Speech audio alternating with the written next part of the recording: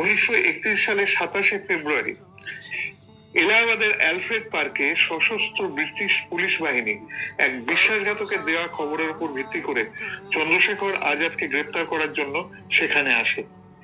এই সময় চন্দ্রশেখর আজাদ তার এক অতি বিশ্বস্ত সহচরের সঙ্গে সেখানে গোপন আলোচনায় রত ছিল।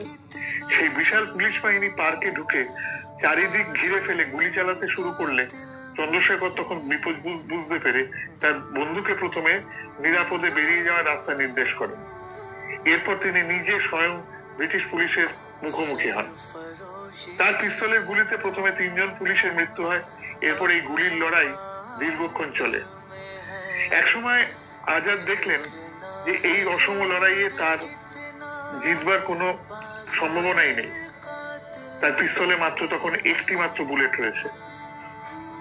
তখন তিনি পুলিশের হাতে ধরা না দেওয়ার সিদ্ধান্ত নেন এবং সেই পিস্তল দিয়েই নিজের মাথায় ঠেকিয়ে গুলি করে আত্মহত্যা করেন। চন্দ্রশেখর আজাদের নামে ব্রিটিশ পুলিশ এতটাই ভীত ছিল যে তার মৃত্যুর পরেও পড়ে থাকা তার মৃতদেহের কাছে তারা আসতে সাহস পায়নি।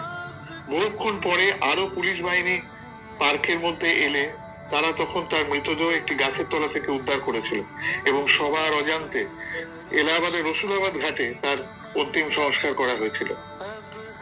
চন্দ্রশেখর আজাদ এক জ্বলন্ত বন্যী শিখার নাম। ভারতবর্ষের স্বাধীনতা সংগ্রামের ইতিহাসে অবশ্যই তিনি এক মহানায়ক।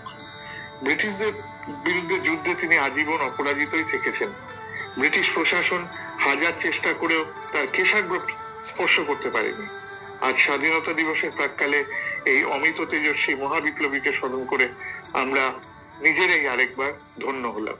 আজ এখানেই শেষ করছি। নমস্কার।